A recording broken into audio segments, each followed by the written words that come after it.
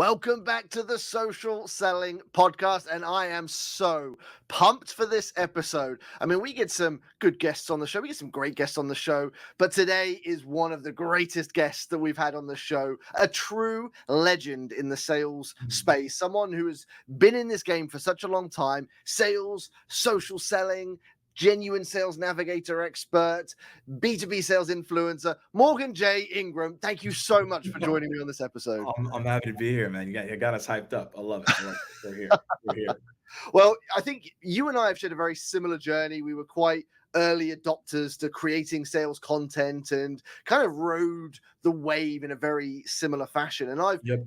admired your journey massively. I'd love to just kick it off really and talk about the SDR journey that you started off with. What was that like? What was the motivation to start sharing it online? Yeah. So it's two things. So before I started the role, I read an article on sales hackers. So shout out to them. And Ralph Barcy had written the article on what you need to do to be a top SDR. I didn't know because I was just getting into the role. And so at the end of it, he said something interesting. He was like, if you're a rep right now, you should be sharing content on what you're doing in your role and you should create a YouTube channel. So that was interesting because before I read that, I was already creating content on Facebook and I was doing live Periscope. So I was already doing videos. So I was already getting used to like delivering it. And so I was like, that's interesting. But I didn't do it for like 5, 6 months because I didn't feel confident to share anything because I had just started a brand new job. I didn't know what sales was. I didn't know what a CRM was. You know what I'm saying? Like I didn't know what a PLG, MLG, XLR, you know, all these acronyms we throw out there. I had no idea what I was doing. So I was like, I don't know if I feel comfortable doing it yet. But then, as fate would have it, in most scenarios, I met Ralph at a conference called Rainmaker. And he remembered because I tweeted at him and said, I'm going to start this thing. And he's like, hey, where's that series at? And I'm like, yeah, like I'll get to it. Right. And so the next talk was Gary Vaynerchuk. And so I was like, all right, like, what's he got to say? And I was already a huge fan of him at that point. And he talked about how sales reps should start creating content and that no one was doing it. And it's a huge advantage point. So in life, I just look at things as I look at trends of things that are happening in front of you and capitalizing on those things. So once I had heard Ralph, I ran into Ralph. I don't think that was by accident and said, hey, you should do this. I had read the article from him. And then Gary Vee was like, hey, you should create this content. He's like, only one or two of you are going to be successful doing it. I felt like he was talking directly to me. And so after talking to Gary Vee after, he was like, yeah, you should start the YouTube channel. So I went home that night and I don't even know. I think I like drew it myself or something like that, and then created the YouTube channel and just got started the next morning. So that's how it all started. I love that. I love that. And I think people are surrounded by opportunities, but a lot of people miss them. They're not looking, but they're there. And you were very much there, aware and looking for the signs and Yeah. you found them. I think one thing I find interesting, I've spoken to a few LinkedIn sales creators that publish videos, and a lot of them do either feel comfortable on camera or have done videos in the past. Now you've helped train hundreds, thousands of salespeople all over the world.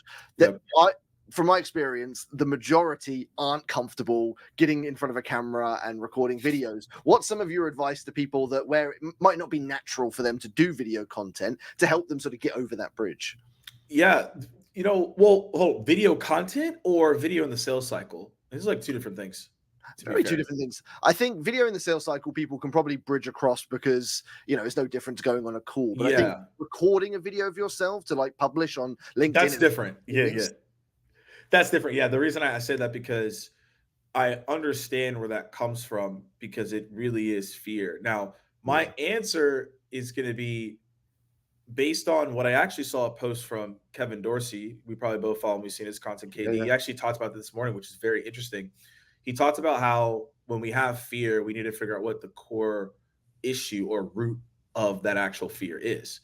So if you're afraid of video, you're not afraid of the actual video itself. That means you're probably afraid of creating video content and people seeing your content and not engaging with it and making fun of you. Okay, that's real. Or maybe you feel like you're going to create video content and you're just going to look silly. Like you don't even put yourself out there. Okay. Or you create video content, you really don't know what you're gonna say, so you're just like, I think I'm just gonna like make a bad video. Okay, so I think it's first you got to figure out what the issue is, Yeah. and then addressing what that means, and then figuring out how do I solve that. So from my perspective, like the thing that I was afraid of before I made videos was the first one. If I make a video, it's out there, so anybody could see it, and people could make fun of me, and I don't even know who those people are, like behind the scenes, because they're not going to comment and say like, Yeah. I don't like this video, right? I mean, most people, I mean, there's some people who will do that, but most people aren't going to go out their way to do that. So you could create a video, get no engagement, but everyone could be making fun of you behind your back. That's the thought that people go through people's head. But the way I saw it was, the way I changed that and reframed it was, what if I create this video and I impact one person? Then it changes the way that you show up with your videos. Because then if you're only looking to impact one person, you won't care about the people that are Yeah. making Yeah. fun of it or whatever it may be. You're just going to move on. So that's just something that I instilled in my own self to really focus on what matters moving forward.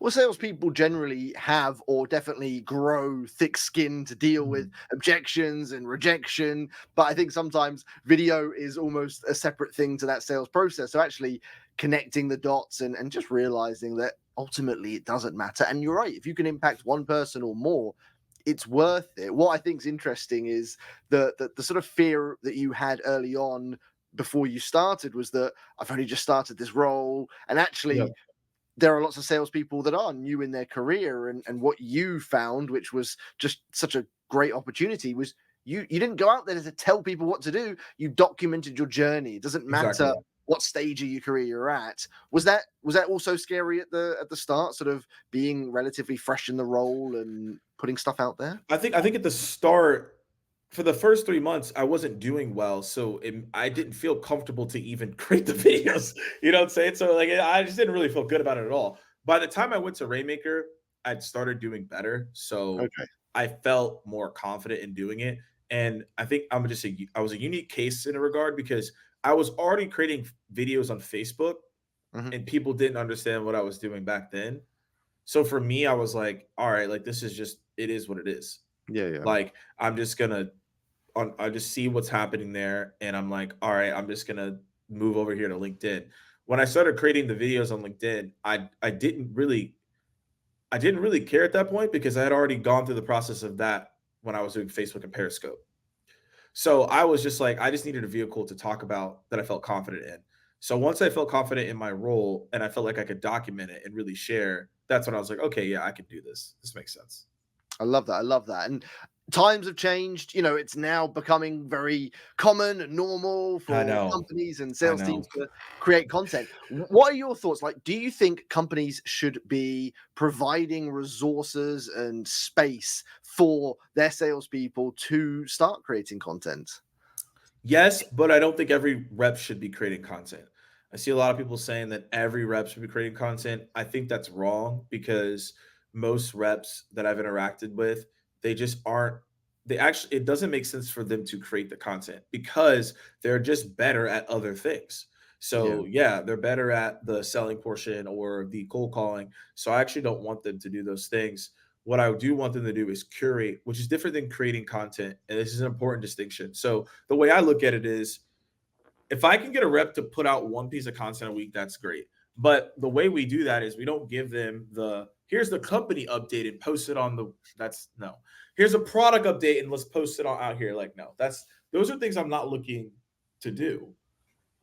What I'm looking to do is say, okay, what if I took a step back and I give a rep, here are like an article, here's a podcast, here are like a couple things that you can go read and then go tell the rep, take 3 highlights from that conversation, and then share and curate what that means to that person, and then Mhm. create that weekly cadence. So if you did that every week, that leads into 52 weeks of posting.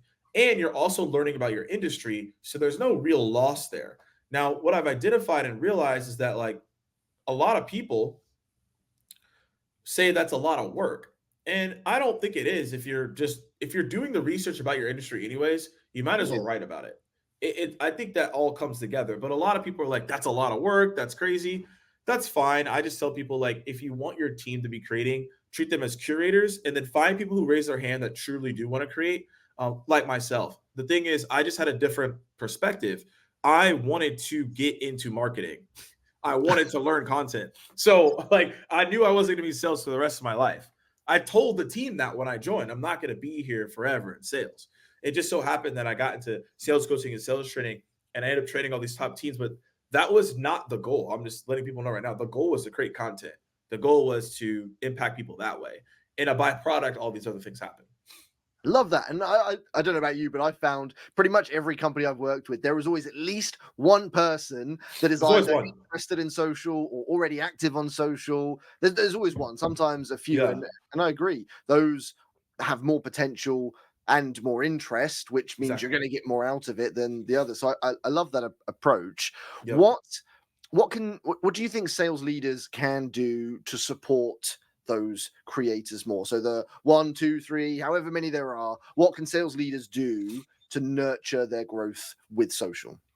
Yeah, and I want to call this out because when we talk about this, a lot of people only think it works within the marketing and sales persona. I've seen it work with other personas as well, and IT Yeah. security, etc. So I want to call that out because a lot of people think that it's only for those people, and there are other examples. So if you're a sales leader, this is where you need to look at, and there's a lot of posts around this right now, and I'm writing a post on it too because I want to be thoughtful with it. But when we think about sales, we think about, okay, net new opportunities to close, right? In the most simple framework. But now there's these other functions where you have to get marketing involved, you have to get sales ops, customer success. So the way the sales leader can enable that creator is you need to have like I was just talking to Sanger about this, is like a go-to-market alignment meeting is what he was talking about. So if we have a go-to-market alignment meeting, okay, rep is going to do X, but how can marketing or the content team support this person that wants to create content? How can we weave them in to our content strategy, right? Yeah. And you got to figure out what that looks like for everyone. That's going to be different, but that's the strategic way of going about this. The sales leader might not be able to have the content strategy to give the rep. That actually might not be the best move. But the sales leader could be like, hey, look, I know my rep needs to do X, but the marketing team can help us do X. How do we come together and do it the same way? So that's the way I think about it. And I'm with you on that one. How much time? Because I guess for the sales leader, the challenge is how much Yeah. time am I going to take away from their traditional prospecting activities to give them into content creation? I guess that's the hard part up front, isn't it? How much time do you commit to Mhm. it? I did all my content creation outside of my job. Yeah. So it's tough. I wasn't creating, I mean, it was a different realm. LinkedIn just looked different. But the thing is, like, what I committed to, because my manager and I talked about it, and like he did a great job of doing this because I was, I think I was the only rep creating content. So there was no blueprint on how to handle someone who creates Yeah. content and has a brand that's building. And they also have a job. Like I still had a Right. quota. It's not like Yeah. I escaped the quota. Like I still had to hit it, right? So the interesting thing about it was our whole agreement, right? The way we looked at it was create your content outside of work, Mhm. which is what I did. And then I would have like during lunch or before lunch, like 30 minutes, I would go on, answer DM, see what's going on. But like I wouldn't spend a lot of time creating content within work. I did all of it outside of work. And so that might not be the best advice because I know hustle culture is getting like completely attacked right now. And like people are like, oh, Yeah. Morgan, you're working out of hours. I'm just telling you what I did during that time and still was able to hit my number. And the first 3 months I struggled, but after the third month, I hit my number every single month as an SDR, and I never missed my number as a manager. And I was a manager an entire year and had 13 reps. I never missed it. Yeah. So I do believe it is possible to create the content and be successful. It's just going to be it's just another job that you have to have. And it's just something you have to understand you're getting yourself into. But I think if you commit to 30, I tell people if you commit to 30 to 45 minutes a week, like you'll have content for the week if you Yeah. just do 1 to 2 posts. We're not asking you to post every single day unless you want to take it to that level. That's a different Yeah. conversation. But if you do 30 to 40 minutes a week at the end of the week, beginning of the week, create like 1 or 2 posts there and just kind of think it through, you'll be able to just do it that way. That's my thought process on this. No, I'm with you entirely on that. Are you finding sales and marketing working better together now because of like LinkedIn and social selling and content creation? Or do you still find some companies where there's still a bit of a disconnect? So companies will always be a disconnect. I think at the end of the day, they're like inevitably, like you almost have to at this point. Like Yeah, yeah. if you're gonna be successful, the marketing, the sales, the customer success, the sales operations, rev ops, they have to be speaking to together on a continuous basis because there's so many lever points you have to move now, right? The awareness that you're looking to get is just a lot harder. So Yeah. you have to do things a lot differently because of that. So I find that more teams are starting to truly work together and it's not just like something that they say. Let's take a quick break from today's episode to talk about the change that's happening in sales. Now, I've worked in traditional sales where everything is very manual data entry, manual information research, everything that used to take a lot of time. We are now selling in 2024 where everything has become digital and AI assisted, and B2B sales is changing faster than it's ever changed before. Your buyers, our buyers, are smarter and more information equipped than they've ever been. And as sellers, we need to meet them at that level. Our incredible sponsors, Sugar CRM, have put together one of the best ebooks I've seen. It is titled Mastering Guided Selling. And what guided selling is AI infused sales. And this ebook is packed with statistics, insights, tips, tricks, and strategies on how you can get started on guided selling. Companies that use guided selling are seeing results of 15 to 20% growth on their sales. So it is working and it is impactful. And Sugar CRM have put together an incredible guide. You can download a copy completely free at www.sugarcrm.com/social selling podcast. We'll put a link in the show notes as well. Go and grab your copy and we'll get back to the episode. Loving this conversation because I think we're sort of emerging into this sort of realm now of salespeople becoming active on LinkedIn in different capacities, whether it's content, Mhm. messaging, etc. Now, what the outcome is, and what we're starting to see a huge rise in, and when you and I were talking about this the other day, Yeah, yeah, yeah. is this B2B influencer space where we now have individuals that are growing audiences, 5,000, 10,000, Yeah. 20,000 followers, and these audiences now have value to other companies, and there's this whole sort of monetizing play where companies are now investing in influencer Mm. marketing on LinkedIn. You are at the heart of this. I think you and I have been a part of this from the very early days, but Yeah. you are building a tremendous business around helping companies do this the right way, because I'm sure, like myself, we've seen what works and what doesn't work. And so what are some of your thoughts on this sort of, I guess, essentially booming Yeah. B2B influencer marketplace, and what are some of the flags that you think people should look out for? Yeah, so it's like a lot of things here. So this is something that we've been talking to so many orgs. I've talked to so many CMOs about this, and a lot of them are very nervous in investing. They want to invest and they're excited, but they're Yeah, nervous because they don't know who to trust or where to go to be like what's real and what's not, yeah, which yeah. I think is completely fair. So if I look at all the clients that we've worked with and the deals that we've done, I would say to you that I'm starting to see influencer marketing from the B2B perspective. Now, this is important, not B2C, because it's I think they're different in a lot of regards. Yeah, yeah. The B2B influencer marketing is more of a production than it is a tactic. And so let me explain what that means. So when I say a tactic, that's hey, let's go get influencers and do a post. Mhm. If you think about that, that doesn't correlate to what you're trying to get accomplished. Yeah, yeah.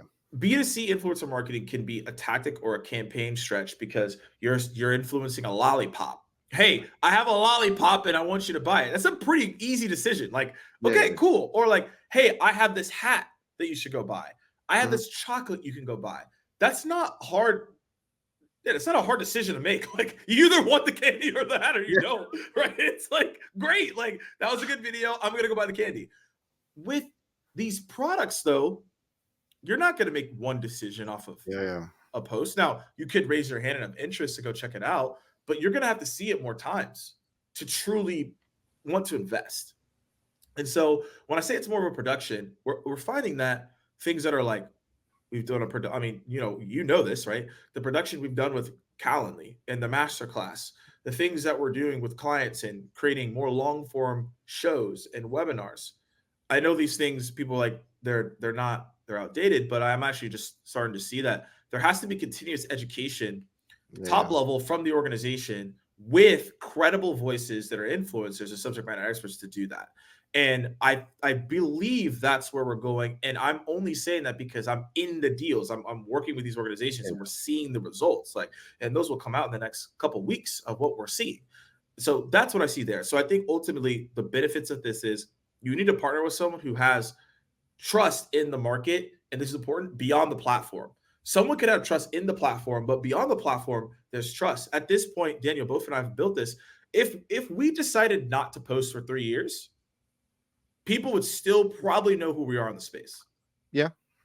You could probably still reach out to anyone. You could probably send an email and someone's like, I've seen that person before. Because Hmm. we've been doing it for a good amount of time and we have credibility and trust in the market. So we have it beyond the platform, which is great. Also, we have subject matter expertise. You understand social selling. I understand cold outbound. I know how to do prospecting. So even if I didn't post the content, I could still speak to it in this Yeah. regard, which I'm a subject matter expert with influence, right? That's key. I think the risk here is starting to get too many influencers, not knowing how to communicate with the influencers. There are people that I speak to and they just don't know how to like communicate what they want. So if you come to an influencer and say, "Hey, can you come on my webinar?" and like, "Okay, great, you know, what do I get in return?" Something. I'm not, it Yeah. doesn't have to be money all the time, but something. And like, "Oh no, you're just gonna get exposure." That doesn't, if you think about it, that doesn't make sense. You're reaching out to me to come on something, which means you need me for the exposure. Yeah. Yeah. Right? It's like, so, like, unless it's like, a massive show or something, most of the time that doesn't make sense. Also, as well, it's like people will come in and say, "Hey, we're launching this product and we want you to talk about it." And then they're like, I'm like, "Great, can I see the product?" And they're like, "No." And I'm like, "Well, that doesn't really make sense. Like, how am I going to talk about this if I can't see it and I can't feel it?" So it's just for everyone out there. And also, I've made a post about this too, is language, right? When you ask an influencer to post, are you just giving them the script and say, "Hey, just do this thing"? That's not real. That's not authentic. That's not going to work. So all these things across the board, they're not going to work in the long term. And so that's what I tell people is you have to be careful of it. And I know we're going to dive into marketplaces, but I know I went into a whole spill. Obviously, you can tell I'm very passionate about this right now, but I truly do believe it's more production. It's a long-term thing. I think campaigns work in a spurt if you're trying to do a product update. But if you're truly trying to work with influencers, subject matter experts, you got to think about this on a long-term perspective. It's an experience thing, and I think companies that have been doing this over the last few years will have learned that it's okay. You can pay an influencer one post, this amount of money, but Sure. usually the ROI is pretty low. But when you do look at that long play, you find the right people with the right audiences. Yeah. Collaborate on content creation. That's where the value comes into it. I'm curious, what do you qualify as an influencer? So if you were looking for influencers to work at, is it Yeah. based purely on followers, or are there other metrics you're looking for? I look at it very differently. So there's three levels of the influencer. So and to take a step back, I look at everyone now as a B2B creator. Mhm. I think if we say someone's an influencer, and this might rub people the wrong way, but just because you started creating content does not correlate that you're an influencer yet. Yeah. Influencer drives action. If you say something, people will stand by it and they will go do it. If you're just starting to create content, well, they may not know your voice yet. You don't Yeah. have the authority yet. And it takes time. Like we've all been there. So the first level of that is the affiliate. So for companies that are just starting out, startups, they're like, well, I don't have the money to give an influencer. Mhm. All right, or a creator. Okay. Well, how are you gonna how are you gonna compensate them then? Right? They're not, no one's just gonna post the post. So Yep. I say there's affiliate deals. So that's like at the lowest threshold. So that's basically, hey, we're gonna give you an affiliate link. If you drive signups, we'll give you X amount. If this closes the deal, we'll give you 20%. That's like an affiliate link. So it's someone like they have a niche audience. You're just trying to Yeah. drive signups. You're trying to see, does their audience even correlate to what they're saying at all? And if they do, that could move up to the next layer I'm about to talk about. But that's the affiliates. Mm. So the thing is, you could have a ton of affiliates. You could have 10 to 20, 100 affiliates. Yeah. It Yeah. doesn't really matter because you're just giving them a link and you're going on top of that. If they end up getting more and more traction, you might give them more money, but that you could start as affiliates. So these are people who are niche creators and you just want to test them out, right? So that's the affiliate. Now, for the creator side, most people don't like taking those deals because then it's all based on their performance of that post, Yeah, yeah. right? So that might not be beneficial, and so you might have to give a little bit of money, but that's just where you start. So affiliates. The second one is the influencer. So this is someone who has now started got traction. People do hear them out a little bit, and they're willing to invest. So this is where you're going to have people integrate into content campaigns where they are doing maybe more posts for you, a couple things along the way. Maybe they hop on a couple stuff with you, a podcast, etc. Right? Those are a couple things that they do. Right? The influencer might have a longer term deal, obviously, than the affiliate, and they're actually getting real money up front. Yep. Now, the next layer to that is where we play and where I'm hyper focused on, and I believe is like the true nature of how you're going to drive revenue in a go to market motion with influencer marketing is the subject matter expert. Now, the subject matter expert is someone who knows the subject matter expertise very well of the industry that they're being brought into. So Mhm. for us, most of the brands we work with are sales technology companies because of my background in sales, prospecting, etc. So this is where you just get a lot deeper. It's content plus also a little bit of consulting is what we've seen. Mhm. So I am doing content, but the content that we post drives to the North Star of what we're trying to accomplish. What does that mean? So the North Star of what we're trying to accomplish typically is a larger production, is Mhm. what we've identified. So we point to a masterclass, like I just told you, the Calendly masterclass. We have it right now. We're wrapping up the registrants, but it's going to turn out to be probably one of the highest registered events they've ever had, right? Wow. Because we merged with subject matter expert plus credible brand plus relevant topic equals a highly intended thing. But Mhm. all of our things pointed towards that, right? So now we could point to that as the piece. So that's an example. Even with Cognism, same thing. We have cold calling lives, highly registered. Our attendance rate is around 50% almost every single time, Wow. right? So and we're correlating subject matter experts plus the topic plus the event equals success. And every single client we work with, this is what we're seeing. So I'm like, okay, this is clearly a repeatable system here. So when I look at subject matter experts, you can get in more depth with the content Yeah, yeah. to an audience. And the difference here is the influencer, the company pays the influencer to get to their audience. The company trusts the subject matter expert to talk to their audience. That's a huge difference. Yeah. Most companies will pay an influencer to talk to their audience, but most companies will not say, hey, we're going to put you in front of our people and put our stamp on it. That it takes a lot, and only certain SMEs can get there, and that's what we Yeah, see. yeah. So the SMEs can do those things. It's just a lot more depth engagement. We're actually speaking to the company. I'm doing things with them in tandem, rather the influencers just like, hey, we're paying you to post that stuff, but like we're not going to tell you to come speak to our people. There's a difference there as well.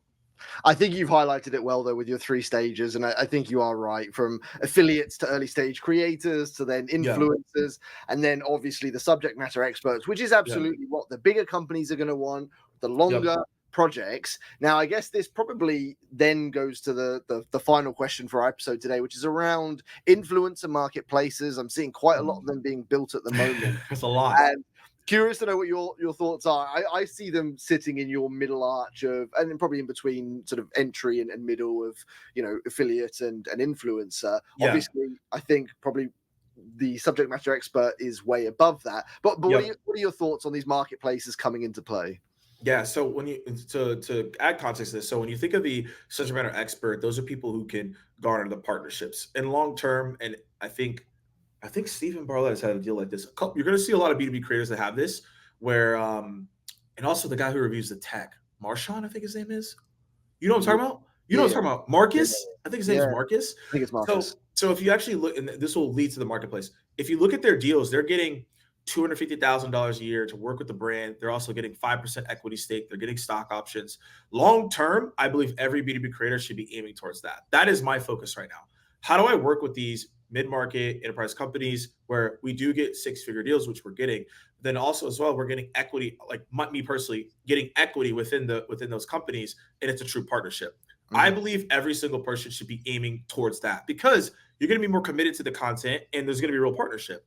Now, obviously, there's levels and you got to get there. So when I think of the marketplace, I think the marketplaces are great for people that are starting out, and it gives them an avenue to see, even if they like influencer marketing. Because Mhm. most of the people that are in those marketplaces, it's not what they do full time. Yeah, yeah, Daniel, this is what I do. Like, yeah, all I think about is influencer marketing and sales and how it works with go to market. Like, this is all I think about. This is our business, right? It's producing, talking to influencers, talking to subject matter experts. This is what we do. So obviously, full time, I'm going to be more serious about it. But the marketplace is good if you're like, I got a full time job doing this, and like I kind of want to do a couple stuff, and like I'll take $1,000 for a post yeah, or five hundred yeah. dollars to do a thing. So I think it's really good for that. The obstacle with the marketplaces, though, and I know a lot of people are building them and respect for what they're doing because it's only elevating the B2B creators, is there needs to be more education. Absolutely. That's just the missing point right now.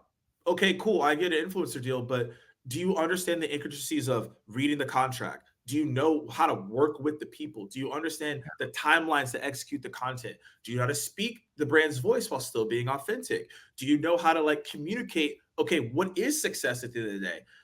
No knock on anyone. I just feel like most people probably don't have those conversations.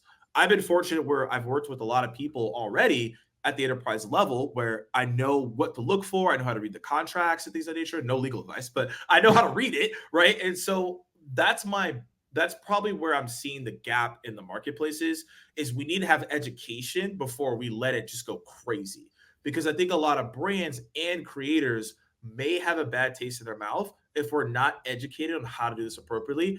And the market might have a bad taste in their mouth on how people are going to go about this because they're not educated as well. And so my focus is like the education of this right now more than anything. I was exactly going to point to that bit. The risk that is going to come from this is that you're going to get companies going onto these marketplaces, choosing these influencers, paying, No, and not getting an ROI. And suddenly, then it's going to be influencer marketing doesn't work because doesn't let's try it. work. And I don't think these marketplaces are going to be a fair representation of effective, No, successful influencer marketing. I think for some it will work, but I think you're right. There needs to be education and there needs to be transparency of results and metrics and traffic so of you course. can really see. But collaboration is going to be key. But I'm with you. Education is what's going to help. Unless, and there are brands that are in there that there are B2B influencers that take on B2C brands. So Darren McKee has done a good job of this. He has taken on some brands that are more B2C or D2C direct to consumer. And even though he talks about things in B2B, he's appealing to that lifestyle piece. Yep. And so I can see that being applicable. I don't know how many companies are involved in these marketplaces, but Yeah. I Yeah. would assume 90% of them are probably B2B. And to your point, that's where I'm like, that's a gap. Like, if you're not educating people on what this looks like, Yeah. and Yeah. you yourself have not done these deals, it is hard to talk to them straight up. Yeah, no, I agree. It's such an exciting time, but a very cautious time. It's really Yeah. nice to see influencer marketing booming, but we're gonna see good and bad things come from it. But I align with you 100% in that the ultimate goal for sustainable influencer marketing is definitely going to be around subject matter experts, long-term partnerships, true Yeah. collaborations, not just this pay and play model. Because that's no difference to an internal marketing team saying to their employees, here's today's article, go and post It's the same. it. Yeah, it's just marketing spam, right? Is what it is at the end of the day. We don't want to see that. That's why I'm very. I mean, there's nothing I can do. I can't say, "Hey, shut everything down." And I'm talking to certain marketplaces, right, to help them along the way. Yeah, I yeah. just know my main focus now is how do we educate the market? Like, we have really good use cases. We've done some good stuff, and now I'm like, let's educate. But I actually want to. So this is interesting to me because everything's a wave, right? Yeah. Influencer marketing, even though people are like, oh, it's super hot, I don't think the wave has really even happened yet, to be fair. Mhm. I think it's like just starting. I feel like it's just like, yeah, have you ever been to like a water park and they have the manufactured waves? Yeah, yeah, It's yeah. like it's like low tide. It isn't haven't got to like six yet where people are like wiping out. Like, it's kind of like you feel it, but it's not Yep. like I'm dying. So I want to ask you a question because if you started creating what did you start creating content actually? Ooh, 8 years ago. Okay, so same time as me, 2016. Yeah. Okay, so that's considered OG in LinkedIn land. Like, Yep. basically, like you're basically in the in the old retired people's home. 8 years. You're like, you've been doing it Yeah. for 8 years? Like, yeah, I've been doing it for years. But I want to ask you a question: is you obviously went all in on social selling. You built a brand around that. You built multiple, actually, not facing brands, which you've done. But in 2017, 2018, everyone was talking about social selling. Mhm. How do you go about it? Here's the templates. And you obviously took a different route and said, here's how you do it the right way. So, like, I want you to kind of talk about that a little bit and like why you decided to go all in on social selling And then how much work did you put in to make sure like to do this the right way? When a lot of people just rode that wave and just said, "Oh, we're social selling course," and like it was spammy or like a lot of pitch slapping. Do you know what? So I going into the whole social selling thing was all about niching, and that was for me the evolution of my personal brand. I very Yeah. similar to you came into the sales world, was posting sales content. I was on my Yeah. sales journey in my sales career, and what I found was that I could be a sort of a jack of all trades and talk about all things sales, but Yeah. actually LinkedIn and social selling was something that I really mastered. So I for me, it was niching down and being able to really focus my audience and content on a Right. specific subject. What's interesting is, and I think what you're talking about as well, is you and we see people come and go on LinkedIn, and Yep. I've always been the long-term play type of person. I'm not here to make big bold statements, make things up, or I'm Yeah. all Yeah. for the like, I'm as realistic as they come. For me, it's look, this is what works. Here's the numbers. Here's the here are the strategies. Here are the tactics. And yes, okay, it was a bit exciting at the start when social selling was trendy, but the Yeah. people that come in and are a bit maybe a bit more visual with them, that they come and go within a year, and they might Yeah. sell an online course or they might sell a group or a pod, but they come and go because it's not sustainable. They're not looking at the outcomes. They're looking for the B2C play of I just want to Okay. sell something up front. I'm not looking for relationships. And so for me, honing in and being specific allows you to create that longevity. Yep. Exactly. And I think that's the key here, right? Is the getting on the knowing. It's like I think about it surfing. I've never gone surfing, Me but either. I've watched movies, I've watched people do it, etc. And when it comes to surfing, it's very interesting, right? Because there's certain surfers that know, okay, these are low waves, I'm good. But there's certain surfers that are like, these are high waves, I'm not good. And it Yeah. all depends on how much you practice and the skills that you have. So when I think about the wave of what you talked about, people creating sales content, social selling, influencer marketing right now, because I have personally, and you have seen this wave happen before, it is very easy to say, I'm going to grab my surfboard and just ride the huge wave. Yep. Now, you could make it, but you could hurt yourself. Yep. So the way I look at that is like, how do I educate myself, get understanding of what other people are doing so that we can do things the right way and do it in the way that makes sense. And it's really interesting when it comes to this industry. I was talking to a company that I advise, and the CEO brought up a great point. I was like, I didn't really think of it that way. Most companies in category that are successful are typically not the first ones. They're the people who come after. Interesting. And I was like, huh, okay, so think about it. So Salesforce, Yeah. Good one. before then it was Siebel, Yep. right? Yeah. Who talks about Siebel? That's true. Microsoft came in hot. Apple came in. Microsoft's around, but you don't know them for their computers. Yeah. Typically is Mac. There was a MacBook. We have the phones. Microsoft had that before, right? Yeah. So I found that to be it was an interesting thing to me because I actually looked up a couple companies like, huh. Now I'm not saying that if you come first to as a B2B creator and all this stuff, like you're not because like there are scenarios where like if you're first, you end up, having the stride. But I think there's importance in truly honing in on this craft and understanding what it is so you're prepared to ride the wave. Yeah, I agree, and take inspiration. That's what we do. We learn from what others are doing. We then put our own tint on it, and we create Yep. something ourselves. I think one thing that I will always sort of stay true to, and I imagine you must face the same challenge, is staying humble and grounded. Because when you are creating content and you're getting all the likes and you're getting all the followers, it feels good, and Oh, you that's see a lot of easy. people, it's inflating. That's easy. That's easy to stay humble. There's actually, it's easy if you go to the right places. It is hard if you stay in the bubble. So what do we mean by that? If you stay in the LinkedIn bubble, you're gonna Mhm. think you're goaded. I'm just like you're gonna be like I'm the greatest. And the thing is, like I've subconsciously had this feeling. I'm not gonna lie. Like 2017, 2018, 2019. I mean, man, I was 24 years old, right? Getting like thousands of likes. Like, I don't know how else anyone's gonna interpret that. Like, you're gonna think like I'm great, like I figured this out subconsciously. And so I think it was one of those things where I have now since, especially since 2020 for sure, I always remain so humble about things because I'm just following people who are ahead of me in terms of content. Yeah, yeah. And so I'm always studying that next layer, right? Like you go look at like Mr. Beast, he uploads a video in an hour, he's got like 30 million views. And so you're like, so you can't be like, I'm just like, okay, there's Yeah. different levels to it. So the thing is, all the people I follow, I'm always learning from them how they're like doing the hooks, how are they writing content.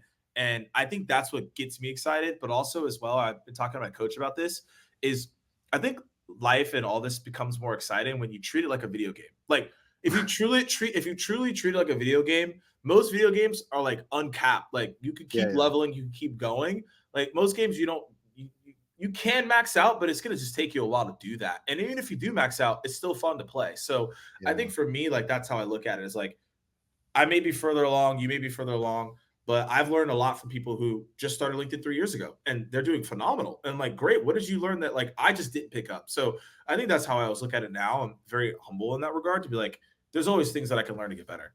Oh, I like it. I mean, there is just no ceiling. There is no top of the mountain. You got to keep climbing. I will Yeah. say the other great strategy for keeping humbled is to have kids, because your kids, my kids, could not care less about how many LinkedIn followers I have, We how many probably likes I don't. get on my post. So another good strategy. Look, Morgan, this has been such a tremendous episode, and I so aligned to your thoughts around Yeah. the B2B creator and influencer industry, and it will be very interesting to see over 2024, 2025, how it continues to evolve. But you are Yeah. genuinely sort of leading this journey. And I would recommend everyone who listens and watches this, go and make sure you're following Morgan. And the content you put out has always been incredible, but especially as the sales industry continues to grow, you're definitely at the Yeah. forefront. So appreciate you coming on today, buddy.